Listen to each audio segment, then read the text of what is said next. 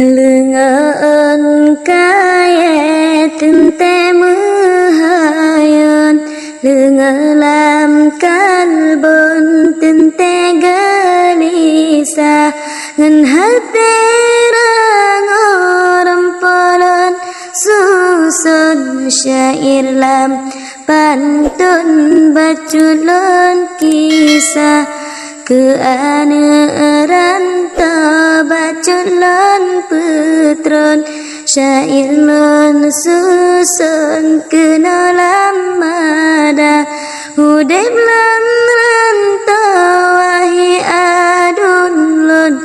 neingat gampang yang kana keba hudib lan rantawahi adun lon neingat gampang yang kana keba masalah laki izin wa telefon sang lenga jantung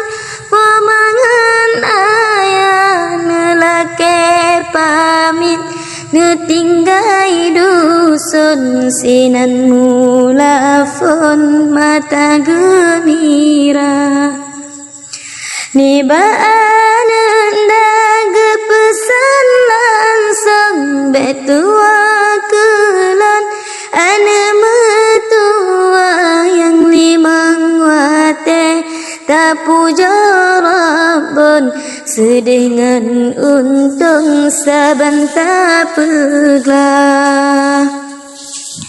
nyawang bagata doa ni balon ni babul sirong mu betarupa gata kaji antrole kunjung kabeda bubung serta langkah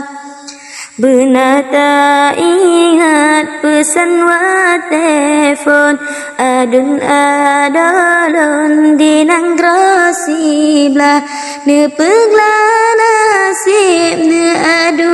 untung mungkin kamu tun luar daerah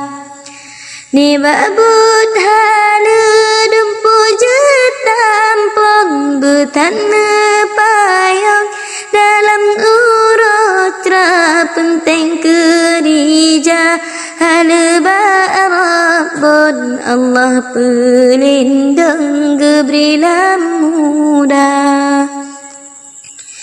doa dari lan ke Bandung kawam adun adalon dinang grasiblah bersehat badan berlepi kalbun hajat be puntung harap beglah baculun pesan hababa ujung yang kana arong laut yang luar yang katrema sana ke baduson benak kerihun pemangan ayah kadang urang si di gampong padum narihun gena wajah cuma bagam bage com dajit berlangsung anak wabaga memang dirantau sedekat untung dan asa kunjung si anak kelemah hana syeda rasa yang tulung pemadi gampung hantro gelangka pemake anak keselam tutong hugop ngepayang seum gepeham nyokaji tan lesi bubuk kiban gerang rakan metua